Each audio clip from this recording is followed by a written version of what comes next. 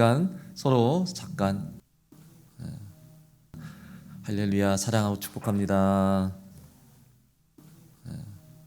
가정에서도 서로 교제 나누시기 바랍니다. 주님의 이름으로 사랑하고 축복합니다. 자, 네, 오늘 이렇게 장로님들 오셨고 또 재무부에서도 이렇게 교회 예배 오늘 또 함께 참여해 주셨습니다. 자, 다 많이 오시면 좋겠지만 아직은 우리가 조금은 참고 또 절제해야 될 때가 아닌가 생각이 듭니다. 오늘은 부스러기의 은혜라는 제목으로 함께 말씀 은혜 나누겠습니다.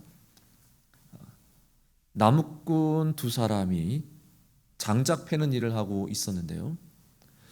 한 사람은 하루 종일 도끼질을 하며 조금도 쉬지 않고 일을 했고, 그래서 저녁 때 꽤 많은 장작 더미를 쌓았습니다만, 한 사람은 그 옆에서 쉬엄쉬엄 가끔씩 쉬어가면서 도끼질을 했습니다. 근데 나중에 보니까 쉬어가면서 했던 사람이 더 많은 장작을 쌓아 올린 거예요. 이상하다. 저 사람은 나보다 좀 쉬면서 나는 열심히 일했는데, 난 쉬지 않고 일했는데 어떻게 저 사람이 더 많은 장작 더미를 쌓을 수 있었을까? 그 사람에게 어떻게 된 거요? 물었더니 그럴 수밖에 없죠. 제가 쉬고 있을 때 그냥 가만히 계신 줄 압니까? 쉬고 있었을 때 도끼 날을 갈았습니다. 도끼 날을 갈아서 더 날카로운 갈로 더 효율적으로, 더 능률적으로 일해서 결국 더 많은 장작을 쌓을 수가 있었다는 겁니다. 더 좋은 결과는 다음을 준비하는 시간이 꼭 필요하다는 겁니다. 사랑하는 오산중앙 우리 성도 여러분, 지금 우리가 교회에서 함께 모이지 못하고 가정에서 영상 예배를 드리는 지금 이 현실이 솔직히 말하면 기가 막히고 또 안타깝지만, 또한 여러분 생각을 좀 바꿔서 보시기 바랍니다. 지금 이 시간을 도끼의 날을 가는 시간으로 한번 생각해 보시기 바랍니다. 그래서 우리가 다시 교회에 회복해서 돌아왔을 때는 여러분 도끼 날을 그동안 열심히 갈아서 더 뜨거운 마음으로 여러분 주님께 헌신할 수 있는 준비된 주의 사역자, 주의 일꾼들이 다 되시기를 주님의 이름으로 간절히 축원합니다. 어떻게 보면 이 코로나 바이러스가 물론 정말 막대한 피해와 또한 어려움을 우리에게 끼치고 있지만, 또 어떤 면에선 꼭 나쁜 것도 아니더라고요. 한 긍정적인 면을 보니까 지구 정화에 지금 도움이 되고 있다, 이런 얘기도 있어요. 그 많은 관광객들을 붐비며 몸살을 앓던 그 이태리의 베네치아, 지금 이태리가 지금 완전히 지금 봉쇄됐잖아요. 관광객들이 아무도 안 와요. 그렇게 막 많던 베네치아의 관광객이 뚝 끊기니까 그 베네치아가 다시 깨끗해지고 있다라는, 거기가 물의 도시 아닙니까? 수로가 많아요. 물이 많은데 그동안 물이가 엄청 지저분하고 더러웠었는데 관광객이 끊기니까 세상에 물이 다시 깨끗해지고 있더라고. 그런 기사를 본 적이 있습니다. 지금이면 우리가 사실 굉장히 미세먼지로 아주 몸살을 앓아야 될 시기인데, 물론 전혀 없는 건 아닙니다만, 그래도 저 코로나 바이러스 때문에 중국이 공장을 덜 가동해서 미세먼지 피해가 덜 하다라는 그런 얘기도 들었습니다. 어떻게 보면 우리 인간이 너무 개발, 발전에만 몰두해서 그동안 막 파헤치고 막 오염시키고 너무 지구를 혹사시킨 것 같다라는 생각이 들어요. 이 바이러스라는 게 어쩌면 이 지구 환경이 스스로 정화하기 위한 몸부림이 아닌가, 그런 생각도 해보게 됩니다. 얼마나 그냥 찌들었으면, 얼마나 막 지금 너무 오염에 그냥 찌들었으면 지구가 스스로 몸부림을 치며 정화하려고 하는 그런 모습이 이 바이러스의 지금 그게 아닌가. 여러분, 참 하나님의 뜻이 무엇일까? 이 바이러스를 통해서, 또 지금 모든 일어나는 상황을 통해서 과연 하나님 우리에게 주시려는 뜻이 무엇일까? 오늘 우리가 함께 나누는 말씀으로 하나님의 뜻을 더 구하고 또한 깨닫는 은혜의 시간이 되기를 주님의 이름으로 간절히 소망합니다. 사순절 묵상집 여러분 필사 꾸준히 하고 계시죠? 필사로 성경을 쓰면서 읽으니까 더 가슴에 와닿고 더 깊이 은혜가 되는 것 같습니다. 참 감사해요. 사순절 묵상집으로 필사하면서 또 저는 지금 그 말씀으로 새벽 기도의 은혜를 나누고 있는데, 이 요즘에는 지난주에는 계속 눈에 들어오는 게 바로 부스러기였어요. 지난주 말씀에 계속 주요 테마가 부스러기였어요. 이 부스러기의 은혜, 지금 가정에서 영상으로 예배를 드리시는 우리 성도님들, 마치 영적으로 이렇게 설명할 수 있을 것 같아요. 부스러기를 받아먹는 지금 그런 시간이 아닌가. 교회에서 막 떡을 받아 먹어야 되는데 가정에서 영상 예배를 드리면서 마치 부스러기를 받아 먹는 지금 그런 어떤 상황이 아닌가 생각이 드는데, 그렇다고 부스러기를 받아 먹는다고 해서 여러분 절대로 실망하거나 원망하지 마시기 바랍니다. 그 부스러기라도 달라고 애청하는 그 가나안 여인을 한번 생각해 보시기 바라요. 가나안 여인의 놀라운 신앙 고백을 우리가 나눴었죠. 마태복음 15장 27절에 보시면 주여 올소이다마는 개들도 제 주인의 상에서 떨어지는 부스러기를 먹나이다. 그 떨어지는 부스러기도 저는 너무나 사모합니다 라는 그녀의 고백을 듣고 예수님은 놀라시면서 너의 믿음이 크도다라고 칭찬하셨어요. 엄청난 칭찬이에요. 왜냐하면 이게 비교가 되거든요. 이 가나안 여인과 만나기 직전에 어떤 일이 있었죠? 갈릴리 호수에서 폭풍우가 치는데 제자들이 벌벌 떠는데 예수님이 물 위를 걸어오셨죠.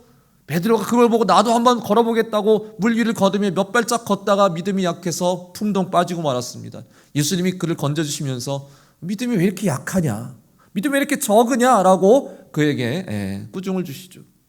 베드로를 보시면서 넌 믿음이 왜 이렇게 작으냐라고 하셨지만, 지금 이 가나안 여인, 이방 여인에게는 너의 믿음은 정말 크다라고 그렇게 칭찬을 하시는 거예요. 비교를 하시잖아요. 작은 믿음과 큰 믿음. 엄청나게 큰 칭찬인 거예요. 부스러기라도, 부스러기. 여러분, 그 어감이 솔직히 말하면 그렇게 썩 좋진 않죠. 얘기만 들어도 별로 지금 찡그리시는 분도 계실 것 같아요. 부스러기 싫은데. 부스러기 하면 떠오르는 게 뭡니까? 그거 지저분해지고 그거 청소해야 되고 치워야 되고, 그런 생각이 떠오르죠. 저도 빵을 좋아하는데 어떤 빵은 먹을 때 부스러기가 많이 생기잖아요. 얼마 전에도 빵을 먹다가 부스러기가 막 바닥에 떨어졌는데, 당장 그냥 제 아내가 막 뭐라고 그냥 잔소리 하더라고요. 부스러기 그거 누가 칠 거냐고. 그거 치워야 되니까, 지저분해지니까 부스러기 싫잖아요. 그렇다고 부스러기를 다시 담아서 또 주워 먹습니까, 여러분? 옛날에 못 먹을 때는 부스러기 어디야. 근데 요즘에는 아무도 부스러기 떨어지는 거 누가 주워 먹어요? 다 쓸어 담아서 그냥 쓰레기통에 넣죠. 부스러기라도 먹어야지, 이런 사람은 없습니다. 하찮고 보잘것없는 필요 없는 것들이 바로 부스러기라고 그렇게 생각을 해요. 그런데 지금 마태복음에서 계속 나오는 어떤 믿음의 주제가 바로 부스러기예요. 부스러기. 이 부스러기의 은혜를 사모하라. 저에게 지난 한 주간 주시는 말씀이었습니다. 지금 이 영상 예배를 보고 계시는 우리 사랑하는 오산중앙 성도 여러분, 여러분도 다 이 가나안 여인의 믿음같이 부스러기도 사모하는, 주인의 상에서 떨어지는 부스러기도 정말 갈급해하고 사모하는 여러분의 그 갈급한 심령에 오늘 주님의 풍성한 은혜가 여러분에게 임하시기를 간절히 축원합니다. 자, 우리가 부스러기의 은혜를 함께 살펴보겠습니다. 첫 번째, 부스러기의 은혜를 구하시기 바랍니다. Desire the crumbs. 1절에 보시면 바리새인들과 사두개인들이 와서 예수를 시험하여 하늘로부터 오는 표적 보이기를 청하니. 이 사람들은 곰곰이 주님께 찾아와서 더 큰 기적을 보여달라고 그렇게 막 요구를 하는 거예요. 하늘로부터 오는 표적을 보여주면 우리가 당신을 믿겠다는 거예요. 하늘로부터 오는 표적은요, 사실 하나님이 주시는 표적이라고 보면 돼요. 그들은 하나님의 이름을 직접적으로 말을 못하기 때문에 하늘이라고 그렇게 둘러서 표현을 하는 겁니다. 하나님이 내려주시는 표적을 보여줘야만 우리가 당신을 믿겠다. 이게 과연 어떤 순수한 믿음, 정말 은혜를 사모하는 마음에서 정말 구하는 그런 마음일까요? 아니잖아요. 예수님을 시험하시고자 하는 그런 아주 간악한 마음이죠. 기가 막힌 거는요, 이거 바로 직전에 예수님이 어떤 기적을 일으키셨나요? 칠병이어라는 기적을 베푸셨어요. 칠병이어. 오병이어의 기적도 있지만 칠병이어의 기적도 있습니다, 여러분. 15장 후반에 보시면 칠병이의 기적이 나와요. 장정 4,000명을, 남자 4,000명을 떡 7개와 물고기 2마리로 모두 다 먹이셨습니다. 거의 비슷하죠? 오병이어 약간의 디테일의 차이가 있지만 거의 오병이어의 기적을 한 번 더 행하셨던 겁니다. 대단한 거 아니에요?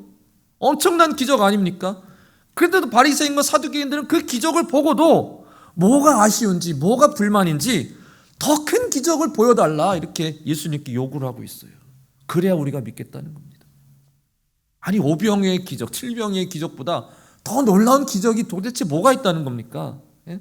글쎄요, 하늘에서 내려오는 기적? 뭐 광야에서 매일같이 만나를 내려주시는 그런 하나님의 기적을 요구하는 거예요? 아니 오병이어의 기적도 그만한 대단한 거잖아요. 전에는 하늘에서 불이 떨어지는 표적을 보여달라 이런 요구를 했었죠. 그 엘리야가 요구했던 그냥 막 불이 떨어지는 그런 기적을. 근데요, 지금 그게 왜 필요합니까? 하늘에서 불이 떨어지는 기적이 왜 필요해요? 지금 필요한 건 이 굶주리고 배고픈 백성들에게 떡과 양식을 주는 것, 영적으로 갈급한 심령들에게 은혜의 말씀을 주는 그 기적이 필요한 건 지금 하늘에서 불이 떨어져 봐요. 그게 뭔 소용이 있어요? 근데요, 바리새인들, 서기관들의 문제만이 아니었습니다. 이 예수님의 제자들도요, 기적에 너무 목매달고 있었을까요? 어떻게 표현해야 됩니까? 기적의 매너리즘에 빠져 있었습니다. 칠병이의 기적을 잘 보시면 전에 이미 오병이의 기적을 경험했던 제자들, 그 제자들에게 예수님이 지금 이 군중들이 너무 막 배고파하고 굶주리는데 그냥 보낼 수 없다. 3일 동안 거의 못 먹었단 말이에요. 근데 지금 그냥 집으로 돌려보내면 가다가 길에 쓰러질 것 같으니까 그냥 보낼 수 없다. 어떻게 하면 좋겠냐? 그 한마디로 제자들 너희들이 좀 먹을 것을 구해가지고 좀 이렇게 우리가 나눠주자 이 말인데 제자들은요 또 뭐라고 대답합니까? 아니 이 광야에서 우리가 어디서 어떻게 음식을 이 많은 무리들을 먹일 음식을 어떻게 구할 수가 있습니까? 오병이어 때와 똑같이 믿음 없는 소리를 지금 또 하고 있어요.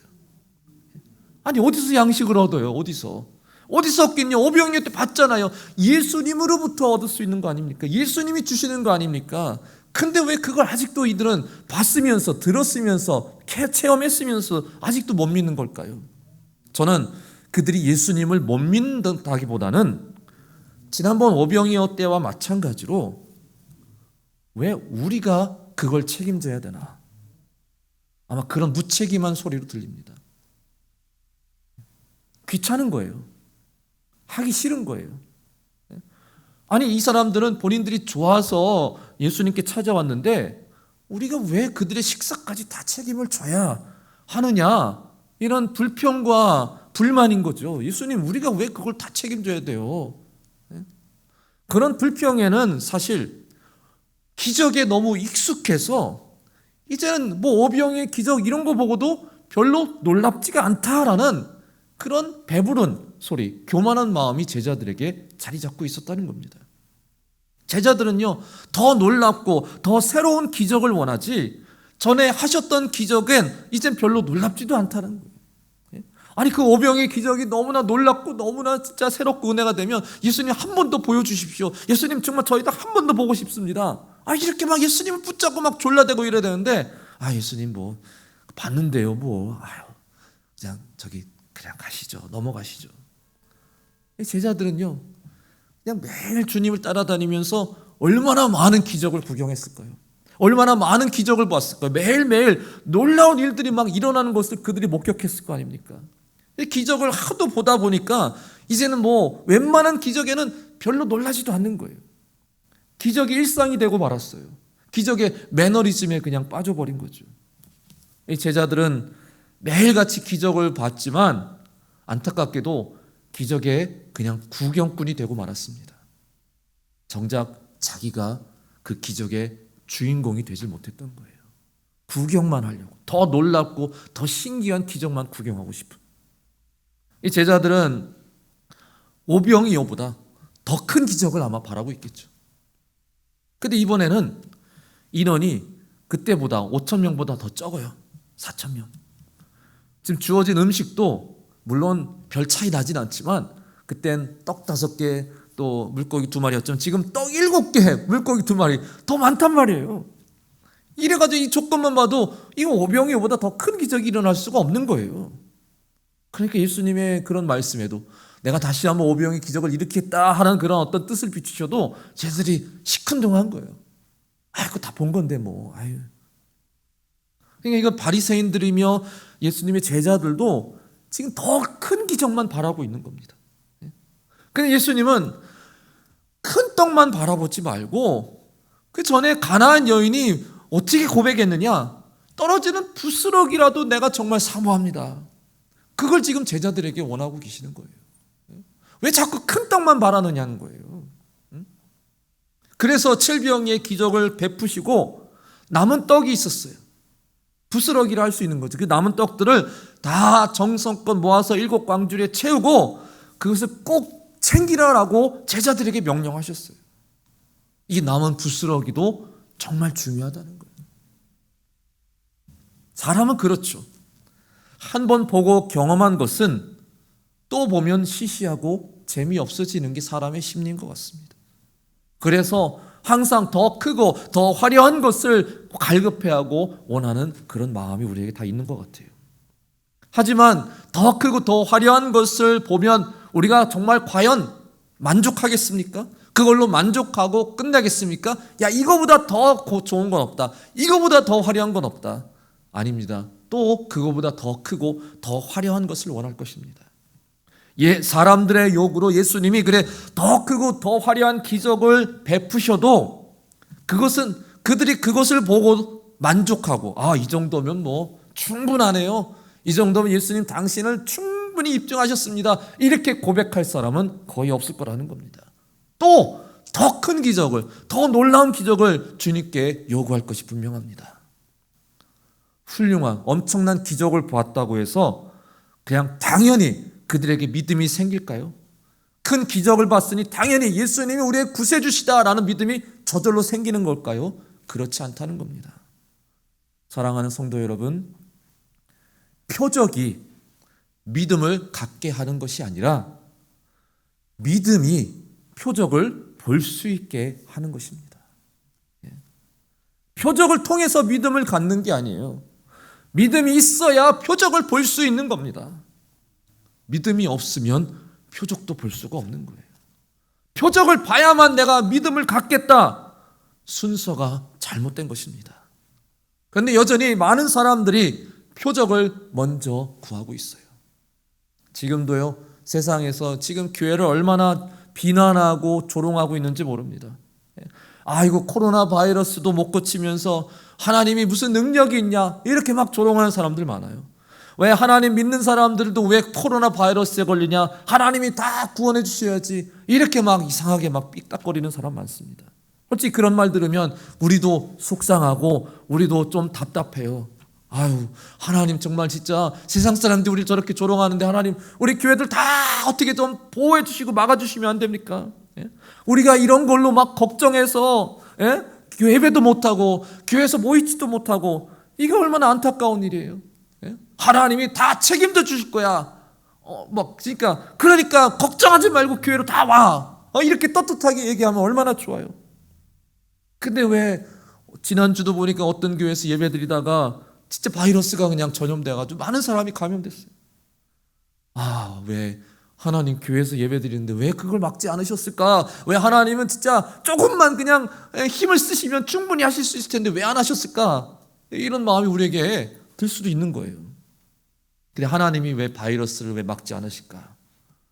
저도 뭐 그것을 어떻게 설명할 수는 없겠지만, 그렇다고 우리가 그냥 표정만 따라다니면 그런 믿음자가 돼서는 안 된다는 겁니다. 하나님이 이런 기적을 베푸시니까 우리가 그래서 하나님을 믿는 거다, 이걸 자랑하는 게 아니에요. 우리는 어떤 사람은 하나님이 고쳐주셔야만, 나를 치료해 주셔야만 하나님 믿겠다. 하나님이 내 문제를 해결해 주시면 내가 하나님을 믿겠다. 이건 너무 어린아이와 같은 생각인 거죠. 너무 어린아이. 그리고 그거는 잘못하면 하나님을 시험하는 교만한 마음이 될 수 있는 거예요. 하나님 시험하는 거잖아요. 하나님 나를 고쳐보십시오. 그래야 내가 믿을 겁니다. 시험하는 거예요, 하나님. 더 큰 표적을 보여달라는 예수님께 보여달라는 바리새인들의 요구에 대해서 예수님이 뭐라고 어떻게 대답하십니까?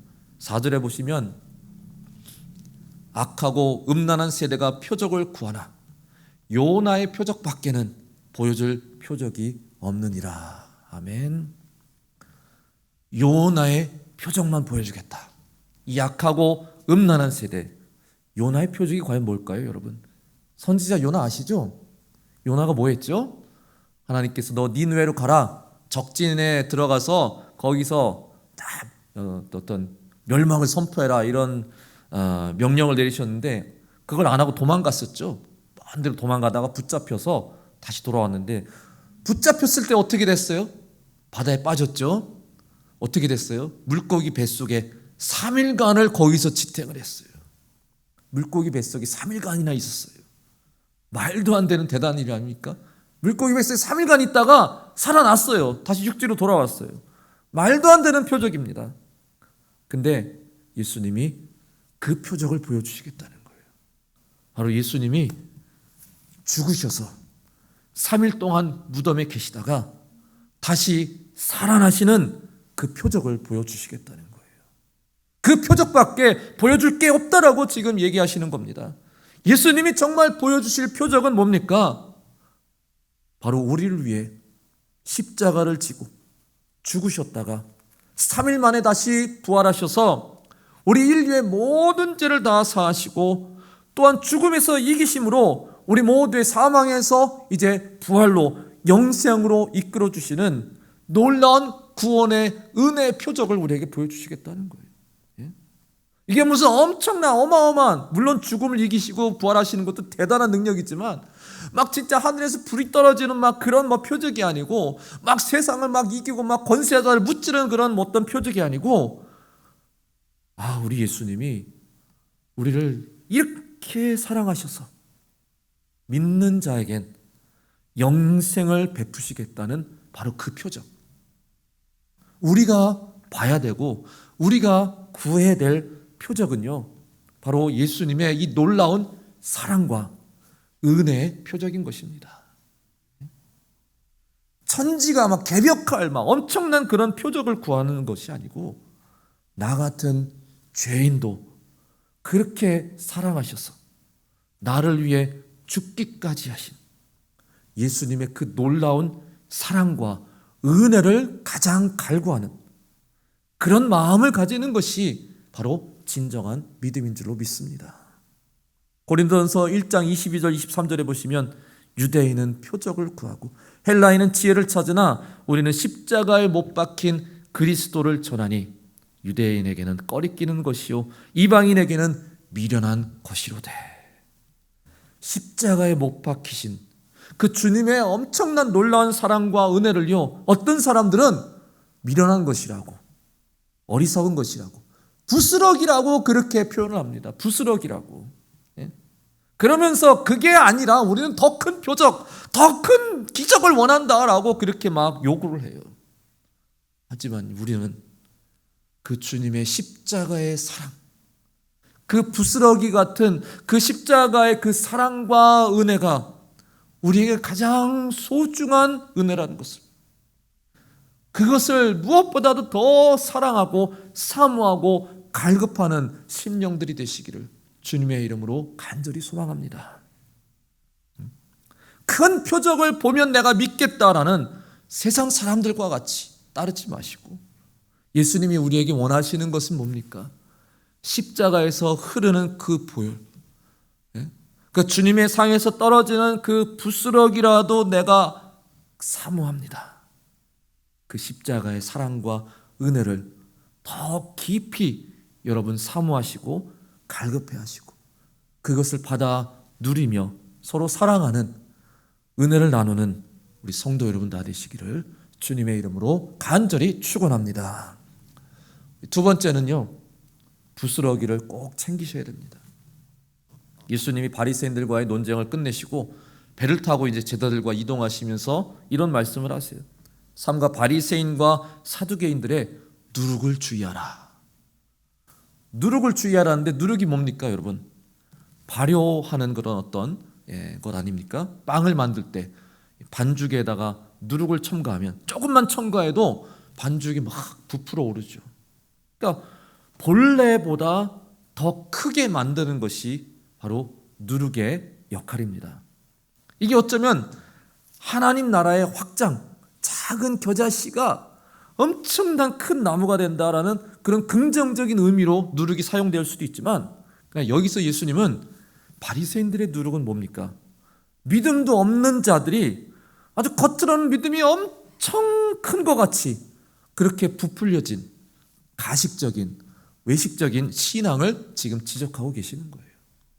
네? 그들의 믿음은 요거 겨자씨만도 못하나 좀 그냥 없는 믿음인데 왜 이렇게 그냥 엄청나게 막 믿음 좋은 것처럼 이렇게 부풀려져 있냐? 이건 잘못된 거다. 그 누룩을 따르면 안 된다.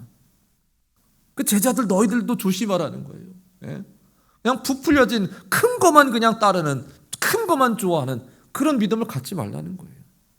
근데 제자들은 이걸 또 잘 이해를 하지 못하고 예수님이 남은 떡을 안 챙겨온 것을 지금 지적하시는 거라고 걱정합니다.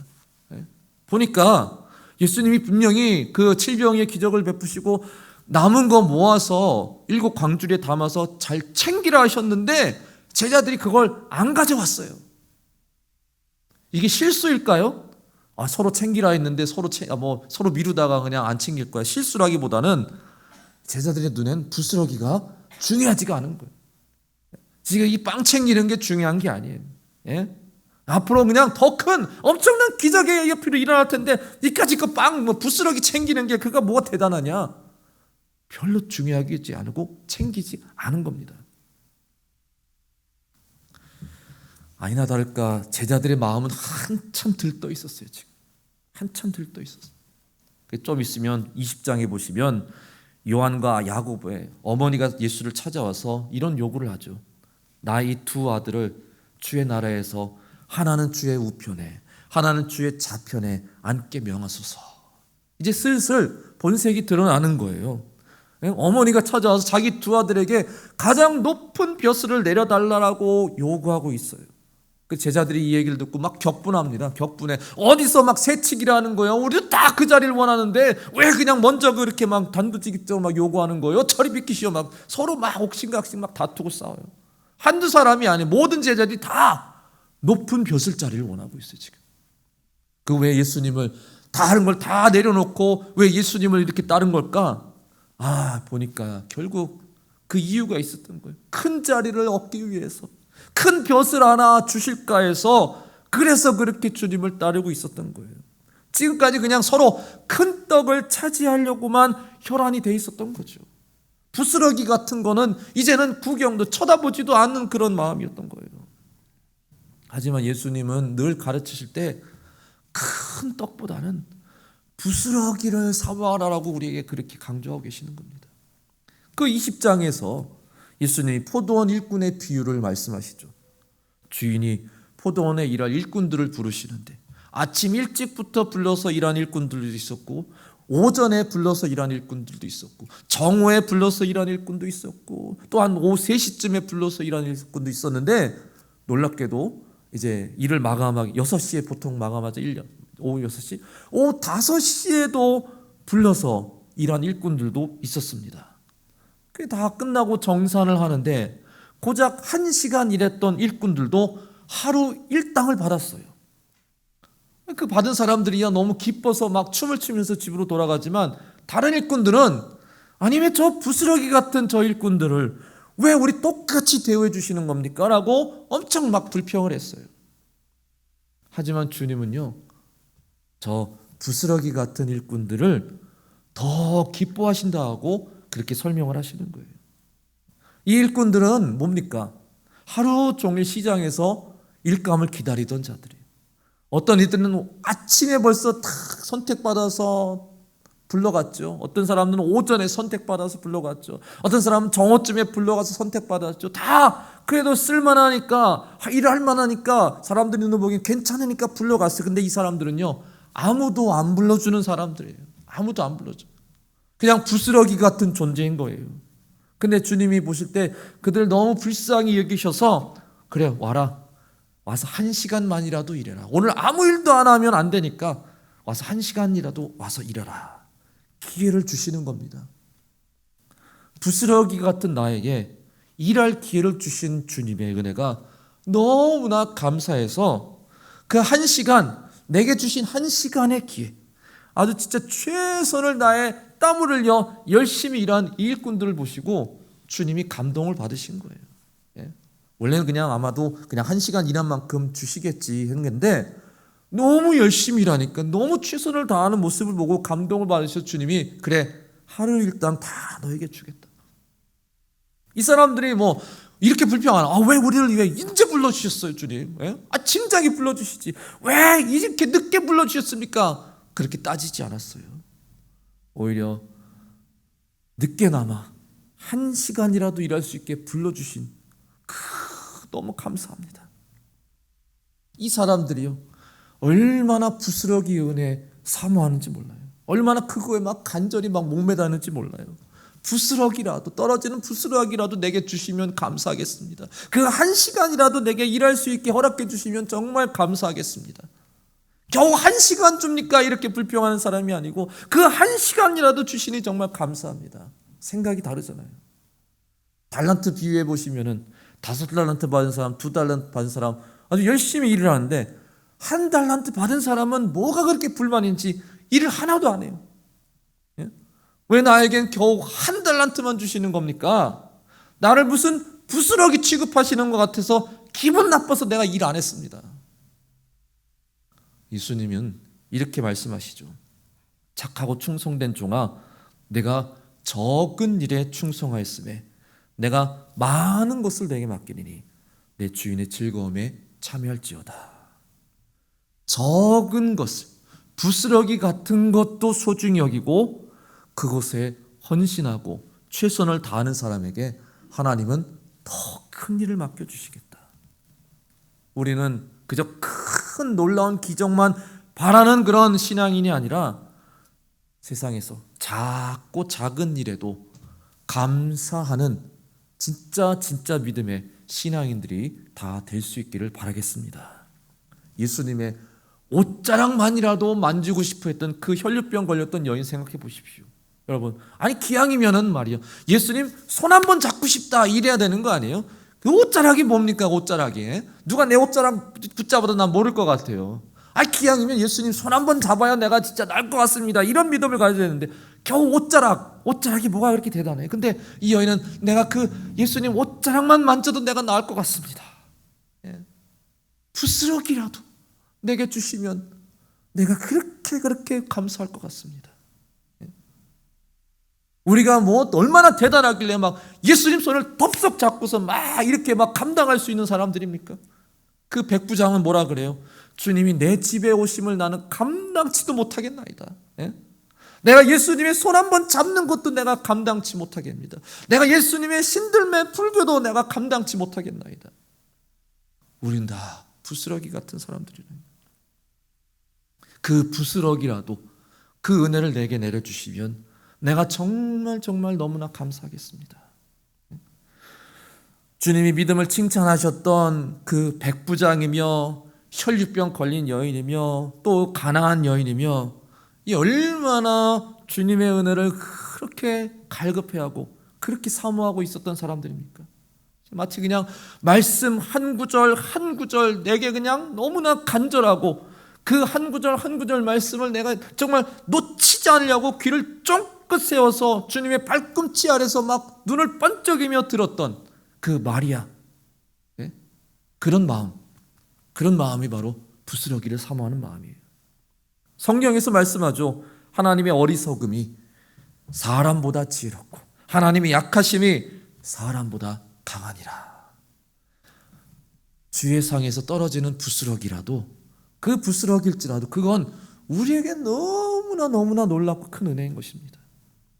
하나님의 작은 일은 우리 인생에는 그것보다 더 중요한 게 없어요. 하나님이 내게 한 달란트 주셔도, 한 달란트만 주셔도 나는 정말 너무 감사할 겁니다. 이런 고백이 우리에게 나와야 되는 것입니다. 가산이 적어도 여호와를 경외하는 것이 가장 행복한 일이다라고 잠언에서도 말씀하고 있어요. 지금 모두가 다 어려운 때입니다. 이럴 때일수록 우리가 더 절제하고 참고 아끼고 인내하는 그런 마음을 가져야 되는 것이죠. 호화호식할 때가 아니고 작은 것 하나에도 감사할 줄 아는 믿음과 마음을 가지는 우리 오산중앙 성도 여러분 다 되시기를 간절히 소망합니다. 말씀을 마치겠습니다. 사랑하는 우리 성도 여러분, 세상의 가치관으로 볼 때 부스러기는 보잘것이 없습니다. 하찮게 여기고 또 쉽게 버려집니다. 부스러기는 작고 미미한 것으로 간주합니다. 그러나 주님께서는 결코 부스러기가 작은 것이라고 말씀하지 않으십니다. 주님은 곧잘 작은 것을 들어서 큰 것을 부끄럽게 만드십니다. 작은 것도 결코 흘려버리지 않으십니다. 다 꼭꼭 챙겨 두십니다. 사랑하는 성도 여러분, 주인의 상에서 떨어지는 그 부스러기라도 사모했던 가나안 여인의 믿음을 우리가 본받을 수 있기를 바랍니다. 부스러기의 은혜를 우리가 구해야 될 때인 것입니다. 부스러기를 꼭 챙겨야 될 때입니다.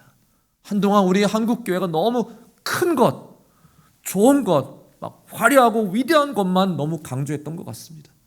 교회를 찾아오는 사람들은 다 교회에서 어떤 막 화려한 프로그램과 화려한 행사만 막 그렇게 사모하고 추구했던 그런 우리의 교만했던 모습들, 이번 기회에 우리가 한번 다시 진정한 믿음이 무엇인가를 살펴봐야 되는 시간이 아닌가 생각이 들어요. 그런 화려한 그런 어떤 모습보다는 작은 것, 세세한 것 하나라도 감사할 줄 아는 그런 마음이 더 소중한 믿음이라는 것을 우리가 좀 발견했으면 좋겠습니다. 수요 예배 때 서서평 선교사님에 대해서 말씀을 드렸죠. 미국의 간호사였던 그분이 저 조선 땅의 백성들이 그렇게 막 병들고 힘들어한다는 것을 듣고 조선에 오셨습니다. 평생 죽을 때까지 이 나라 이 땅에서 많은 병든 자들을 치료하고 가난한 자들을 구제하다가 힘을 다했는데 결국 자기 자신은 못 먹어서 영양실조에 걸려서 1934년 54세의 나이로 결국 사망을 하게 되는데, 그분이 마지막 남긴 말이 이것이라 했습니다. 성공보다는 섬김입니다. 우리 그리스도인들이 좀 새겨들어야 될 말이 아닌가 들어요.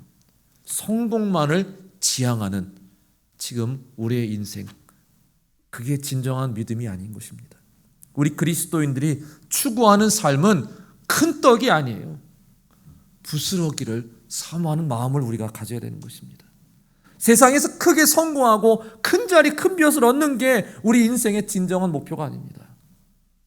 우리 삶의 작은 것도 소중히 여기고 또 감사하며 그 은혜를 함께 나누는 그런 삶을 우리가 추구해야 되는 것입니다. 요즘에 다 자가 격리하시느라 외출을 잘 못해서 우리 아이들도 학생들도 가족 다 집에서 그냥 함께 시간을 보내니까 어떻게 보면 가정 예배 드릴 때 별로 감사할 제목이 없는 것 같더라고요. 뭔가 일이 막 일어나야 뭔가 그 일을 통해서 아이고 이게 진짜 감사할 일이다 막 감사를 하겠는데, 집에만 있으니까 감사할 게 별로 없어. 그냥 먹고 마시고 좀 하고 그냥 다 일상이 늘 비슷비슷하니까 생각해보면 감사할 게 별로 없어요. 근데 큰 감사할 일이 없어도 그냥 작은 것 하나하나를 잘 기억하면서 그거를 감사할 줄 아는 그런 믿음을 우리가 이번 시간에 좀 배워야겠다는 생각이 들었어요. 너무 굵직굵직한 거에만 내가 감사하는 그런 마음으로 살았구나. 그냥 아주 작고 소소한 것에도 진짜 감사할 줄 아는 마음, 이게 또 신앙의 연습이 필요하다는 것을 깨닫게 됩니다. 여러분, 작은 것으로도 오늘 감사하시기 바랍니다. 작은 일로도 여러분 귀하게 쓰임 받으시길 바랍니다. 그 부스러기의 그 은혜도 사모하고 갈급해하는 우리 심령들 되시기를 주님의 이름으로 간절히 축원합니다.